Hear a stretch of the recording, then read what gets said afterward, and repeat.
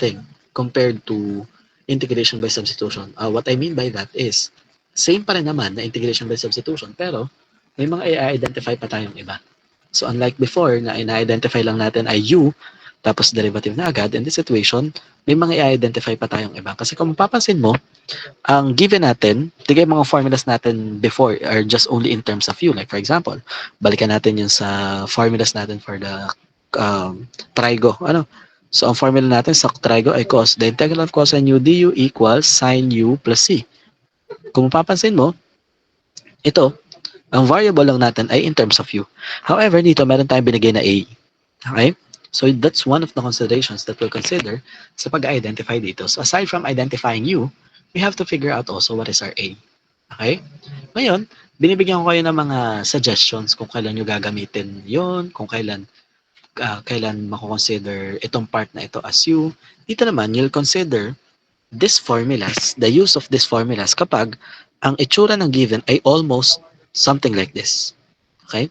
Kapag hawig nito ang itsura ng given, malamang-lamang ang gagamitin natin formula is the one for arcsine, arctan, and arcsecant. And the process that we'll use ay itong ituturo natin sa inyo ngayon. Okay? So again, if the given somehow looks like this, then that is what we're gonna apply. Pero may sadya tayong palatandaan dyan. So, usually, sa denominator tayo titingin, if the denominator is made up of a binomial, yan, dalawang terms, na yung isa ay perfect square, tas yung isa ay constant, kasi ang a square dito, it refers to a constant, then the use of this is possible. Okay? Like for example, kunyari binigyan kayo ng gantong given. Let's say dx over 4 plus x raised to 8. Okay? Yan. So dito, pwede mo itong i-apply, this particular pattern. Bakit? Kasi again, kung titingnan mo yung denominator, this is made up of a binomial, dalawa. At yung isa ay perfect square. How do we know that it is a perfect square? Kapag ang exponent ay even. Okay? Tapos yung isa ay constant. Okay? Kuha niyo ba? So kapag ganun, ang given natin, there's a huge chance na ito yung mga formulas na ma-apply natin. Kuha niyo ba? Okay. Ito naman yung hindi. An example na hindi natin to pwedeng gamitin ay, let's say for example, we are given this 3 plus x cubed. Okay? Bakit? Even if we are dealing with a binomial, which is, again, all similar naman siya supposedly, pero dahil ang x cube ay hindi perfect square, then hindi ma-apply itong formula na ito. Kuha niyo ba? Kasi dapat ang isang term ay perfect square, ang isa ay constant. Ngayon, sir, ang constant ba ay dapat laging perfect square? Hindi. As long as it is together with a constant at yung isa nating term ay perfect square, then the use of these patterns may be applied. Kuha natin. Nakuha nyo ga? Kung kailan natin ito ginagamit. Kasi again, pag naglahok-lahok yan, nakakalito yan. So, kailangan nating bigyan ng mga key, mga palatandaan kung kailan natin siya magagamit. So, again, one thing that I can say is kapag ang given ay kamukha nito, so malamang-lamang ito yung pattern na gagamitin natin. But aside from that, you should make sure that the denominator is made up of a binomial, dalawang term, na yung isa ay perfect square. How do we know that it is a perfect square? It should be raised to an even exponent at yung isa ay constant. Okay? So if it's like that, then there's a huge chance that this pattern will be applied. Ngayon, this follows a different pattern than the usual integration by substitution that we have. Kasi dito, aside from u, you'll have to figure out what is the value of u squared, what is the value of a squared. Ang u squared natin, that refers to the perfect square value, kung ano yung binigay na yun. And then ang a squared natin, that refers to whatever is the constant that it is together with. Kuha nyo? Again, ang a squared natin, it doesn't have to be a perfect square number. Minsan ay hindi yan perfect square, pero again, as long as yung kasama niya ay perfect square value, okay lang yun. Okay? Then after that, we need to identify also our u and a. Kasi that is what is needed in our answer. So we need to identify that. How do we do that? To identify u and a, all we have to do is get the square root of our u squared and a squared. Okay? And also, the usual thing, kung mapapansin nyo in our formula, we still need a substitution for du. So kapag nakuha nyo na yung u, tsaka nyo kukunin yung derivative ng u. Okay? So this time, instead of just u and du, madami tayong hinahanap. We'll be looking for u squared, u, a, and du. Kuha ba natin? Kuha nyo? Kuha natin? Okay. So now, again, this is better explained when we are given an example. So, again, when do we apply this? We apply this when the given looks somehow or looks similar to the formula. Kung mapapansin mo, kaparehas naman siya ng ating formula nito. And kung titingnan natin yung denominator niya, it is made up of two terms na yung isa ay perfect square. Again, how do we know that it is a perfect square? Ang exponent niya ay even. Okay? So that's how we know that it is a perfect square. Hindi kailangang raised to 2 lang siya. Okay? As long as it is an even value, pwede yung mag-act as our u squared. Yun yung pwede mong maging u squared. Okay? So in this situation, we'll apply that process. Ano? Bakit? Kasi nga again, similar siya doon sa tatlong formulas natin. And again, nasatisfy naman niya yung conditions natin doon sa denominator. Okay? So dito, the first thing that we have to identify is u squared and our a squared. U squared will be the term that is the perfect square term in this situation, the one with the variable. Ang u squared natin dito ay x squared. Okay? And then a squared, sorry, refers to the constant that it is together with. In this situation, that will be 4. Okay? So again, this will be replaced by a squared. Ito naman ay u squared. Okay? Then after that, before we do the derivative, to identify the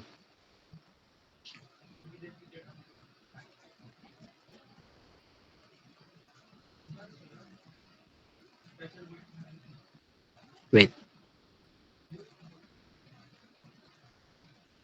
Anyway, yaman na. To identify the substitution that we have for dx, dx supposedly will identify the derivative of u or du. Pero bago yun, of course, we need to identify what our u is. Okay? So paano ba natin gagawin yun? All we have to do is solve for the square root. Okay? So the square root of u squared is u, while the square root of x squared is x. Okay? And here you'll also need to identify the value of a, which is, again, we'll get it from the square root, which will give us 2. Okay? Then again, we have a substitution already for 4, which is a squared. Yung x squared, papalitan natin ng u squared. And then yung dx, where do we get its substitution? We'll get it from the derivative. So the derivative of u is du, while the derivative of x is dx. Ano ba ito? Yeah. Anyway, ayan. So after identifying all of those, pwede natin gawin yung usual process natin, which is substitution. So let's substitute. Although again, you don't really have to do this. Kasi kapag nakuha mo na yung u, nakuha mo na yung a, sa tunay, you may just directly apply the formula. Ano? Pero again, for the sake of our method, it's integration by substitution. Again, ang goal natin for integration by substitution ay para magamit ang formulas. At magagamit lang natin ang formula kung kamukhang-kamukha nung given yung formula. So ngayon, gawin natin kamukha ito nung isa sa ating mga formulas. Okay? So we'll have here the integral of ang dx natin. It will be replaced by du. The square root of ang 4 natin, it will be replaced by a squared. And then ang x squared natin, it will be replaced by u squared. Ngayon, if you will look at this and the formula that we have, it looks exactly the same as this one. Okay? So meaning, ito rin magiging sagot natin. Kasi nga, yun naman yung goal natin for integration by substitution. So here we'll have, the answer will be arc sine u over a plus c. Okay? And again, this cannot be our final answer. Bakit? Kasi ang final answer natin should be in terms of the original values. Okay?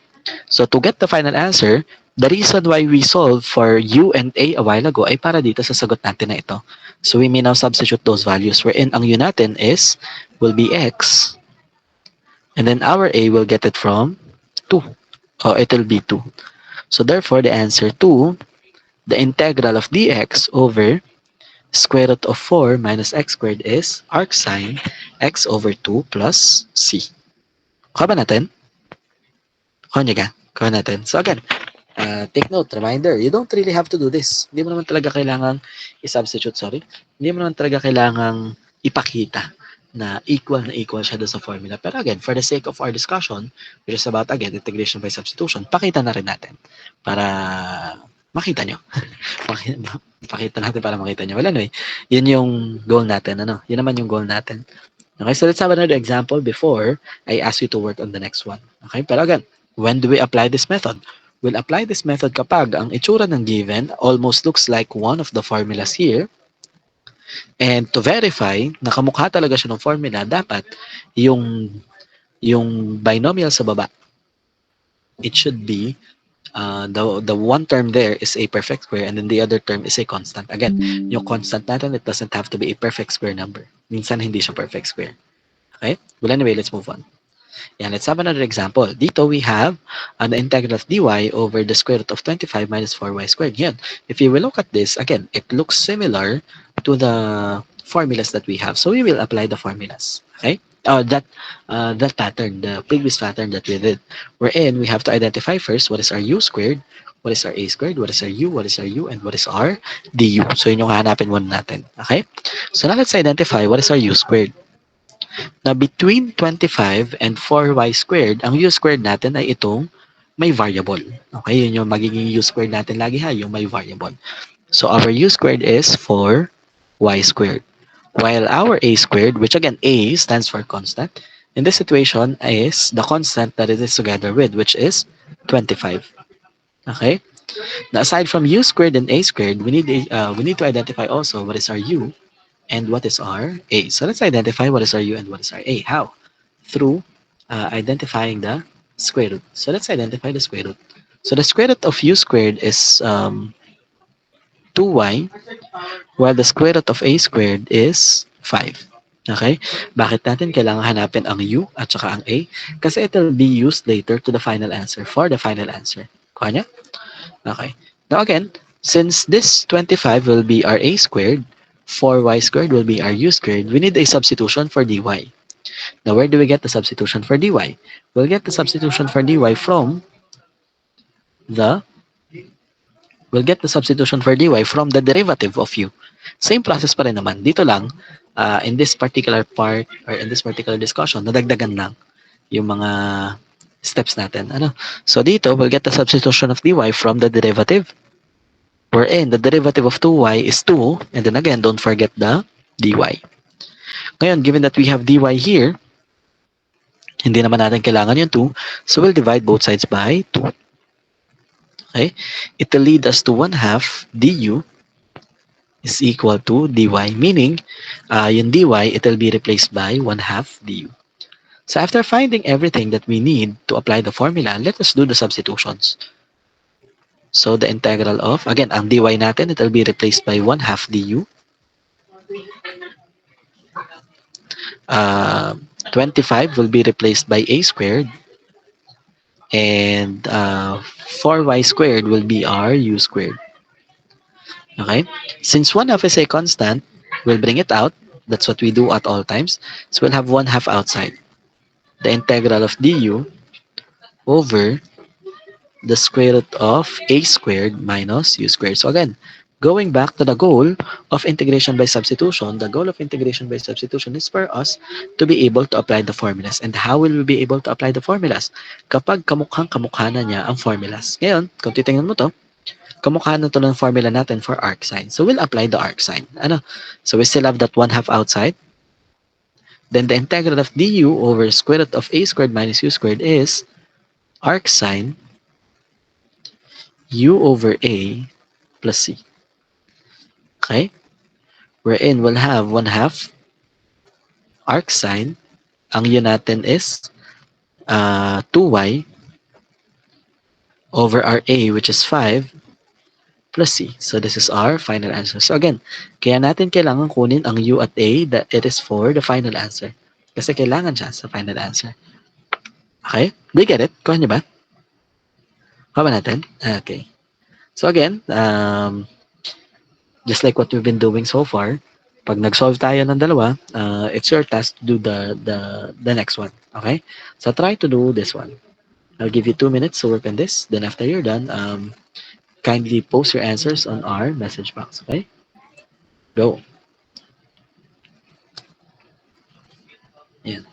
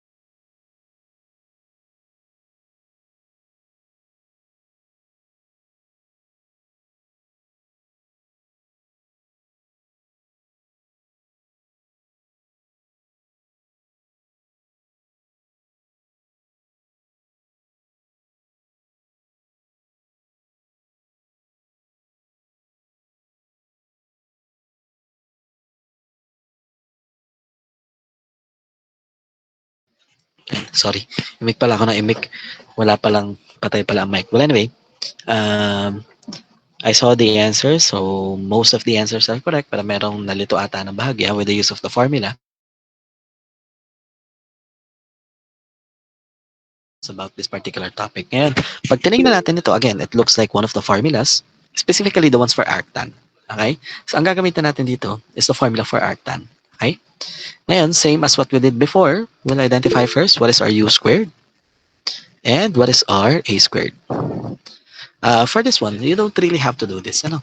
Again, kailangan lang natin kasi talagang magkamukha sila.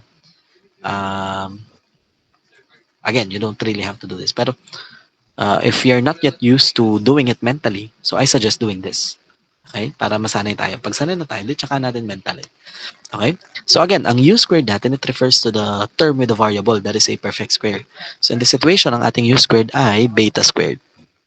While our a squared is 16. Okay? So this is our a squared, this is our u squared.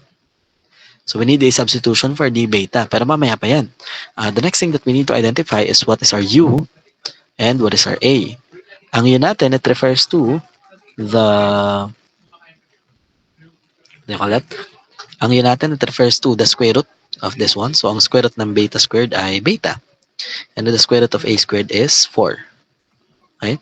So that will be our u and that will be our a. Ngayon, we need a substitution for db or d beta. Where do we get it? We'll get it from the derivative of u. So the derivative of u is du, while the derivative of beta is d beta. Okay? Yeah, now the next thing to do is substitute. So we'll do the substitution now. So we'll have the integral of, again, d beta will be substituted by du, and then 16 will be our a squared, and b squared, beta squared is our u squared. Ngayon, again, going back to the goal, again, paulit-ulit na tayo, pero this is for you to know din naman. The goal of integration by substitution is for us to be able to apply the formulas. And when can we apply the formulas? We can apply the formulas when the given looks exactly the same as one of our formulas. Ngayon, kung titignan mo to with the 3 formulas that was presented a while ago, this looks exactly as the one for arctan. Meaning, our answer will be the ones for arctan, which is 1 over a arctan u over a plus c. And again, we cannot have our answer in terms of u and a, so we have to substitute the value of u and a that we were able to get from a while ago. So it will be 1 over 4, kasi that's the value of a that we have, arctan beta over 4 plus c. So this should be the final answer. Okay? Which I believe, again, is the answer of most of you. Yan naman yung sagot ng karamihan. Kuha ba natin? So again, when do we apply this pattern? We apply this pattern when the given looks similar to the formulas that was presented. And to be sure na tama yung formula na yun, that yun talaga yung gagamitin natin, if you will look at the two terms in the denominator, yung isa dapat ay perfect square at yung isa dapat ay constant. Okay? So let's have another example. Yeah. So dito naman tayo. Okay? So dito we are given the integral of z dz all over 5 plus 9z raised to 4. So again, as I told you, itong term na perfect square, it doesn't have to be raised to 2. As long as the exponent is even, that will be counted as our u squared. Okay? So by applying the same pattern that we did a while ago, ang u squared natin is the one with the variable. So meaning ang u squared natin ay 9z raised to 4. While our a squared is the constant that it is together with. In this case, yun ay 5. Again, ang a squared naman natin, it doesn't have to be a perfect square number. Like what is presented here, 5 yung ating a squared, so okay lang yun. Okay? So that happens. Nangyayari talaga yan. Kuha nyo? Ngayon, so this will be our a squared. This will be our u squared. We need a substitution still for z, at saka dz. Okay? We'll need a substitution for that, for z and dz. Now, where do we get that? We'll get it from the derivative of u. Pero bago yun, hahanapin muna natin yung u at saka yung a. How do we get u and a? By solving for the square root. So the square root of 9z raised to 4 is 3z squared. That will serve as our u. And the square root of a squared is square root of 5. Yun na yun. That's the square root of 5. Okay? Next is for the derivative naman. Ano? Ngayon, the derivative of u, bakit tayo magde-derivative? Kasi that is where we'll get the substitution for this, for z dz. So the derivative of u is du, while the derivative of 3z squared is 6z, and then don't forget the dz. So 6z dz. Kuha natin? Ngayon, what we need to substitute it with ay z dz lang. So we don't need that 6. 6 lang yung kailangan natin tanggalin dito. So let's remove 6 here, which will give us 1 over 6 du is equal to z dz. Okay, so meaning, itong buong z dz na ito, it will be replaced by 1 over 6 du. Okay, so now let's do the substitutions. So we'll have here the integral of z dz, will be substituting it with 1 over 6 du over, again, ang 5 natin, that is represented by e squared, and ang 9z raised to 4 natin, that is r u squared. Since 1 over 6 is a constant, we'll bring it outside. Okay, so we'll have 1 over 6, the integral of du over a squared plus u squared. Ngayon, since this looks exactly as our formula, we may now apply the formula intended for arctan. So, i-apply natin yung formula natin for arctan. Pero take note, we still have that 1 over 6 outside. So, ang formula natin for arctan is 1 over a arctan u over a plus c. Okay? Then again, to get the final answer, we'll replace a and u with their actual values. We have 1 over 6 times 1 over our a is square root of 5 arctan u, our u is 3z squared over a, which is square root of 5 plus c. Yan. Then, to simplify further, itong 1 over 6, we will multiply it with this term, specifically to 1 over square root of 5. It will lead us to an answer of 1 over 6 square root of 5 arctan 3z squared over square root of 5 plus c. So, this is your final answer. Yan. Kuha natin. Kuha natin. So again, yun lang naman. Ganun lang, same process lang naman tayo. So again, if the given looks similar to the formulas that was presented, sa tatlong formulas natin, we're supposed to apply this particular pattern. Okay? Pero to make sure that we're gonna apply this pattern, yung denominator natin, just make sure to check whether yung isang term doon is a perfect square term. Okay? Tapos yung kasama niyang constant, it doesn't have to be a perfect square number. Tulad nga nito example natin, ang kasama niyang constant ay 5. That will serve as yun na talaga yun. Okay? So, you will not do anything with that. Sadyang yun na yun. Okay? Ayan. So, ayan. I-try nyo to. However, this one, I'll give you a hint. Ang gagamitin nyo dito ay the formula that this looks similar with ay yung sa may secant. Okay? So, you should make it look like dapat mapagmukha mo siyang du over u times the square root of u squared minus a squared. So, that's the formula that we're gonna apply. Okay? So same as before, kindly try to do it for 2 minutes, and after you're done with that 2 minutes, then you may post your answers in our message box. Okay? Go. Try nyo lang to. Try nyo lang.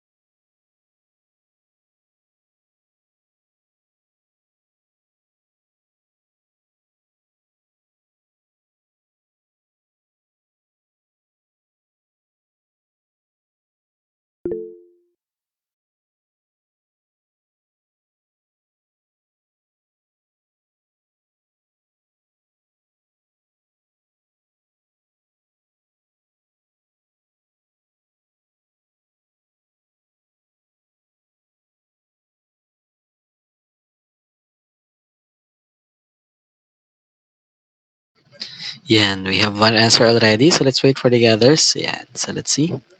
We have 1 over 4 arcsecant cotangent z over 4 plus c. Okay, so most of you, hindi, nag-iintay pa tayo ng iba. Pero let's wait for the others. Ano? Yan.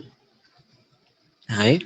And again, since there are a lot of answers already, so I will, let's show you the answer already. Ano? And then again, let's see whether your answers are correct or not. However, for those who are not yet done, once you're done, kindly type your answer. Abot pa naman. Okay? Ito naman yung nire-review ko bago ko i-turn off. Tinitingnan ko yung nagpa-participate o hindi. Okay? Ayan. So, here, again, same as what we did a while ago, since this looks similar to one of our formulas, we're gonna apply that formula. Ano? So, to apply that pattern, the first thing that we have to identify is u squared. Ang u squared natin, that refers to the term that is a perfect square, na hindi constant, the one with the variable. In this situation, ang ating u squared obviously will be cotangent squared z. While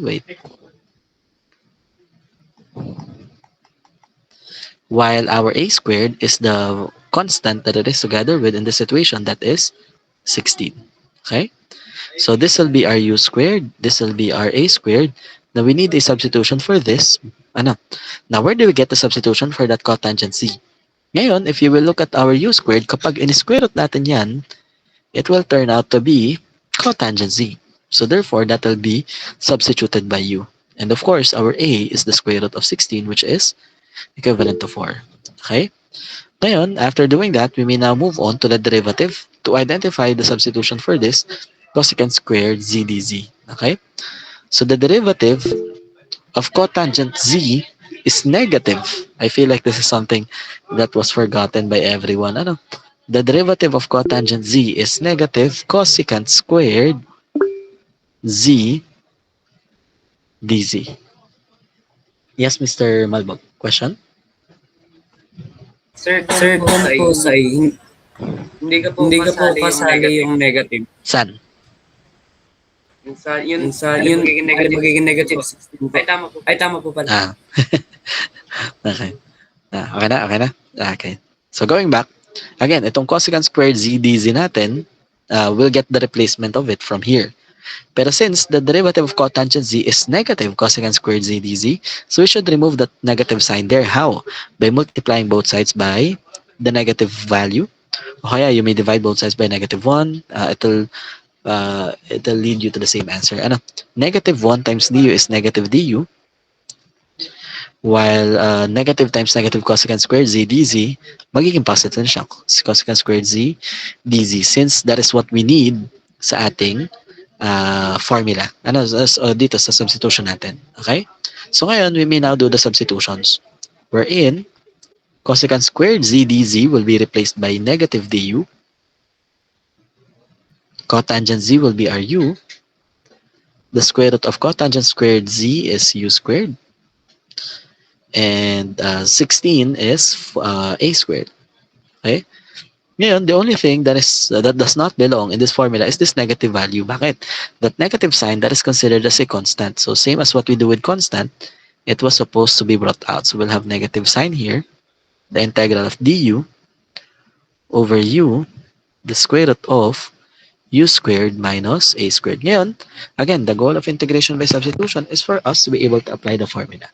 But if you will look at the formula here, again, we can only apply the formulas when the given looks exactly the same as the formula. And we were able to bring it out, or we were able to write it that way. The same process or the same given as the formula. So therefore, we may now apply the formula for arcsecant kasi siya yung kamukhang-kamukha nito. Okay, so if we apply the formula for arcsecant, so we still have that negative value there.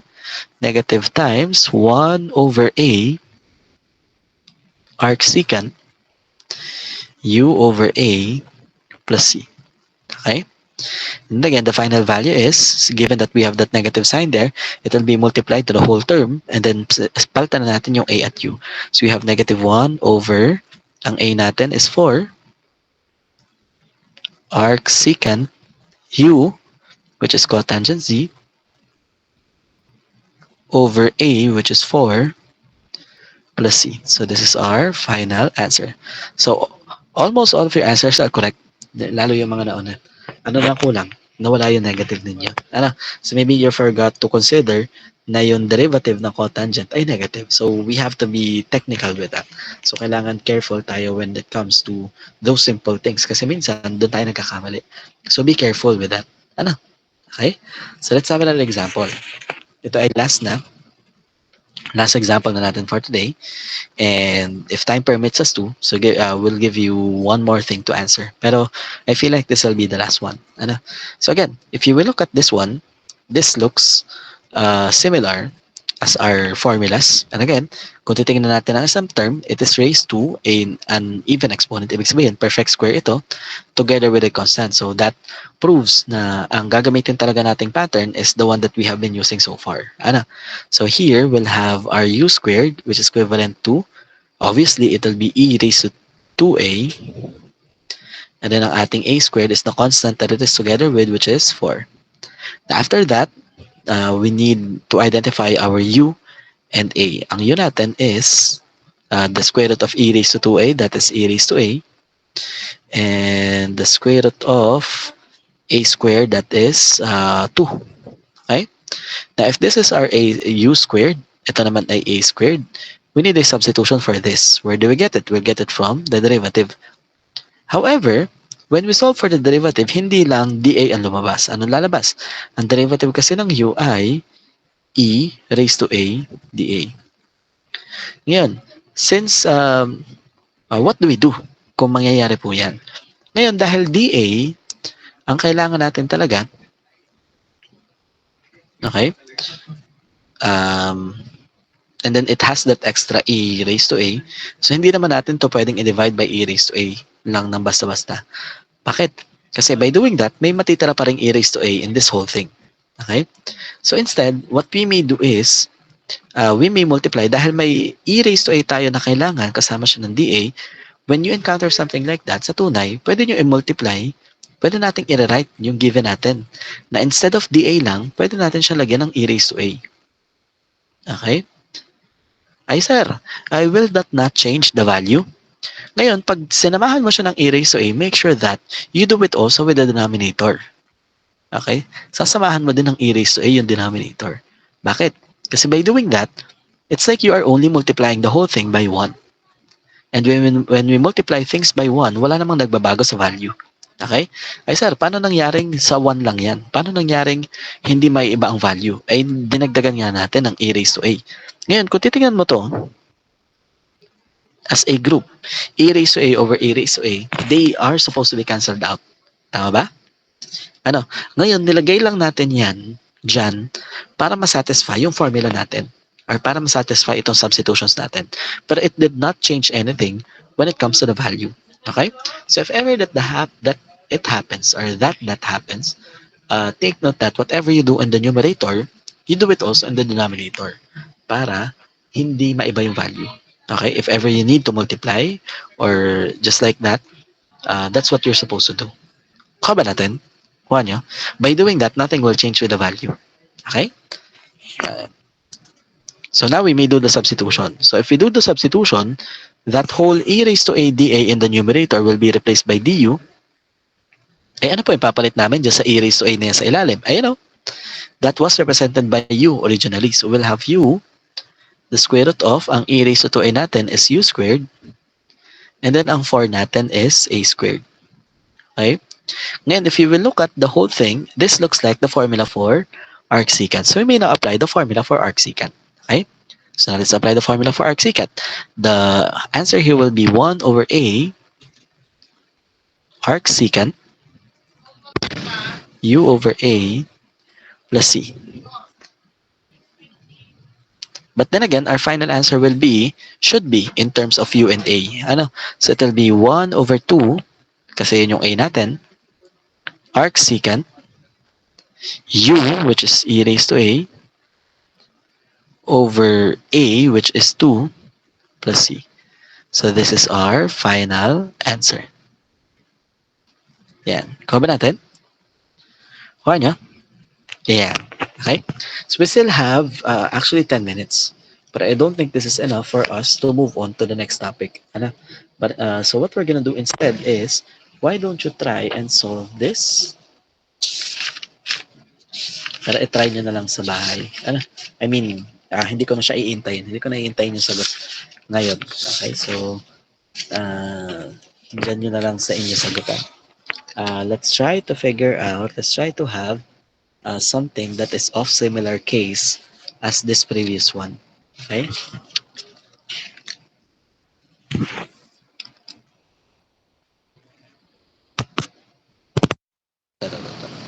So, try nyo ito.